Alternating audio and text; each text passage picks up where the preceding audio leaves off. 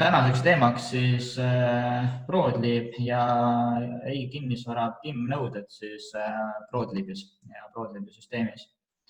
Ja alustuseks siis täna on meil siis Eesti poole pealt 5 Broadleaf kataloogi, Baurock Silikat, Fram, Diamantec ja Top Marine ja siis Baurock Silikat ning Fram on soovinud ka siis teha vastavalt riigi kinnisvara PIM-nõuetele nii-öelda siis enda lokaliseering ja kohe näitan, millega siis täpselt tegu. Et kui Broadleaf on teile installeeritud ja vastavad kataloogid ka siin, võtan näiteks Silikaadi kataloogi lahti. Ja Eesti lokaliseering siis sisaldab seda, et esiteks kataloog ise on juba eestikeelne, et settingute alt saab valida sobiva keele, et kas on inglise keel, panen apply või valin siit eesti keele apply. Ja siis kõik, mis siin kataloogis on, võtan näiteks Silikaat ehitusplokk 240 Silence, võtan kõigepealt tüüpsõlmed ja siin on siis Silikaat andnud projekteerijatele sõlmjoonised ette. Siin on olemas tootekaart, siin on olemas AutoCAD 2D joonis ja siis ka PDF ja kõik need on siis ka vastavas keeles. Et Eesti kasutajaliidese all on eestikeelsed joonised. Ütlen kohe vahele, et kui kellelgi on mingi küsimus, siis kindlasti palun küsida, et pigem selle webinari mõte ongi näidata nagu uut arendust ja koguda kindlasti tagasisidet, mida inimesed arvavad ja vastavalt sellele siis ka kohaneda, et jälle uusi asju, uusi mõtteid rakendada, kui kellelgi on, et loovkriitika on kindlasti teretulnud. Ja mida siis RKS all silmas peetakse nende nõuete all, et Silikaadil siin näiteks on ehitusplokk 240 Silence ja siis ma olen nüüd Broadleaf seina konfiguraator sisuliselt. Ja sellel seinal on nüüd küljes erinevad parameetrid. Eesti kasutajaliidese puhul on siis küljes vastavalt siis RKS-i andmesisu nõuetele on AR seina parameetrid ja on EK seina parameetrid küljes. Ja osalt on need siis täidetud ja osalt on neid siis täitmata, et mingid helipidavused ja sellised asjad saab nagu sisuliselt ette anda. Muidugi, kui on mitmekihiline sein, tuleb sinna soolistus peale ja krohv näiteks, et siis see helipidavus ilmselgelt muutub ja siis seda ei saa ette anda, et siis peab konstruktor ise sisuliselt selle sinna välja arvutama. Ja seinal on siis ette antud need parameetrid, niisama lihtsalt panna siia insert as all ja tõmmata näiteks selle seina siia. Seesama sein on mul siia juba ette tehtud, et vähe kiirendada webinari kulgu. Ja mis siis RKS tegelikult nagu soovib näha on, siin on IFC parameeters ja siin on need ette täidetud osad siis lahtrid, helipidavus, tulekindlus ja osad asjad, siis, mis on tühjad. Vaatame, mis siis tühjad on, et brutopindalad, positsioonid, massid, ülemine, alumine kõrgusmärk, et seda peab siis iga konstruktori või arhitekti ise panema. Ja need on nüüd, kui väga tehniliseks minna, siis need on nüüd instance parameetrid, mis siis on siis nagu iga seinatüki kohta nagu muudetavad.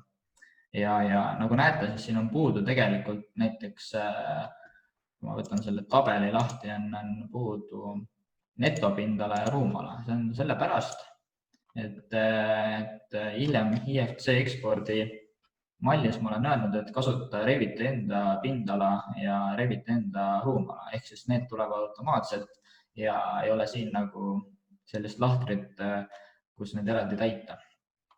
Ja siis Revitis area on tegelikult siis netopindala.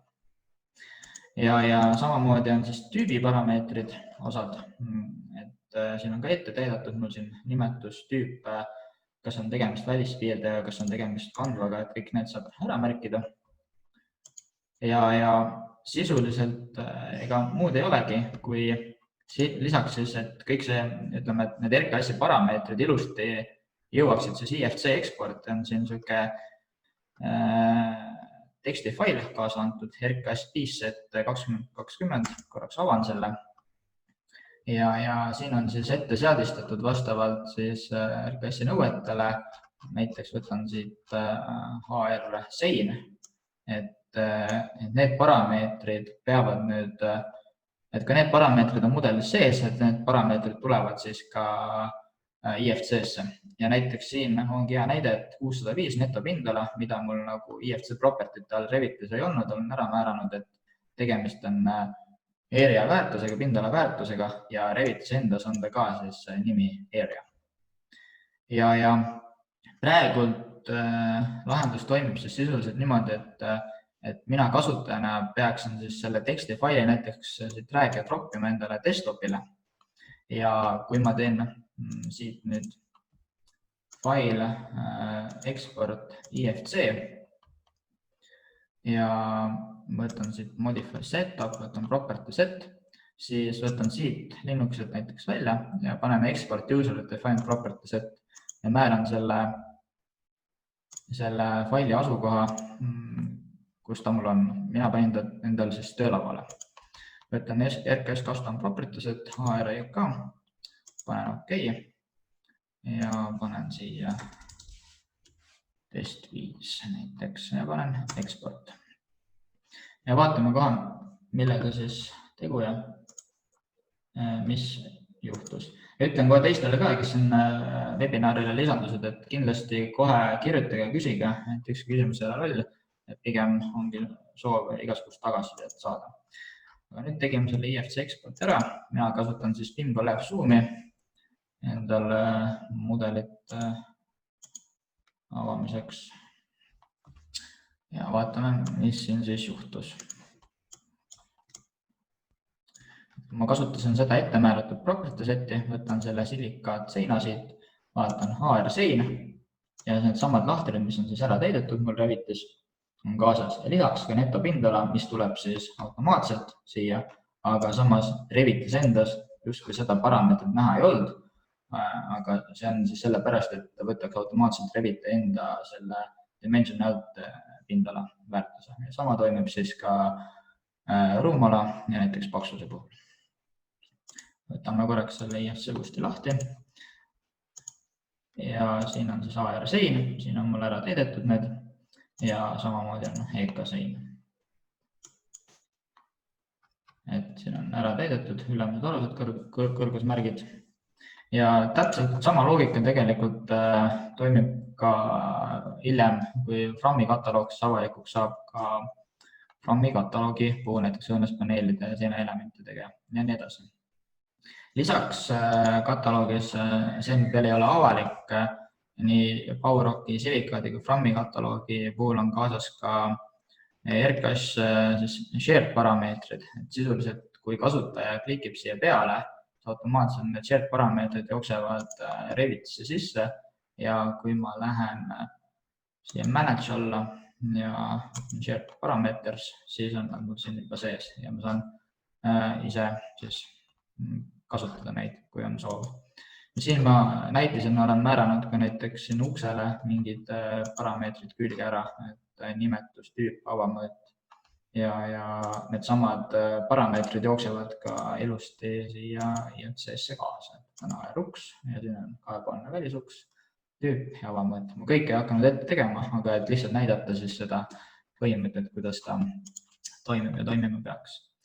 Siis lisaks, mida ilmselt väga paljud ei tea, võtan võib-olla siin teise näite nüüd PowerRocki seina ja samamoodi PowerRockil siis on lisaks veel eesti inglise keelele soomekeelne versioon, kellel siis on huvi soome keelt kasutada ja võib-olla on projektid soomega seotud või soome, et siis on siin joonised ja kõik asjad info soome keeles olemas. Aga mina võtan siis Eesti ja nagu ennemalt öeldud, siis kui ma siit valin Eesti, siis nendel kataloogidel, täna siis PowerRock, Silikat, kohe varsti ka Frammil on RKS siis parameetrid mudelitel ja seinatüüpidel küljes. Võtan siit siis nüüd PowerRock Ecoton + 500 seina ja siin on siis enda Reviti identity data ja siis samamoodi IFC parameetrite alla jookseb siis PowerOK ja need RKS parameetrid, nii siis AR sein kui ka EK sein. Samamoodi anname siin kaasa selle shell parameetri faili kui ka siis selle custom piece-seti. Ja nüüd, mis on põnevam, kõige põnevam võib-olla siis seinte puhul on see, et kui ma lähen konfiguraatorisse ja tahan endale ise oma seina konfigureerida, siis see on nüüd jälle väike uus asi, et kõiki neid parameetreid siin saame hakata näiteks panna midagi juurde, et see on siis Revitist sõltumata, et ma saan selle seina endal eelseadistada ja panna kõik tüübid, tähendab kõik siis lahti ära täita või siis, kui ma ei taha midagi, et saan kustutada, et siit võin hakata siis need kustutama või siis lisan juurde, et add new property ja siia siis ta tuli. Siis seda konfiguratsiooni saan ma samamoodi salvestada, saan hiljem pärast uuesti võtta, saan projekti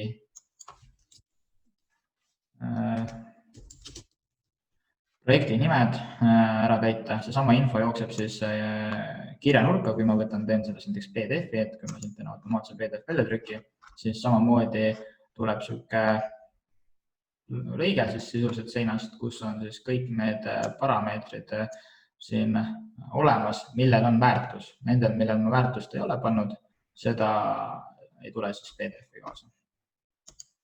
Ja samamoodi saab siis AutoCAD väljatrükki teha või siis sisestada seinana Revitisse. Tõmbame ta siia ja vaatame siis. Nii, kuhu läks meie uus parameeter? Nii, meie uus parameeter täna läks siis data ja siia new property läks data alla.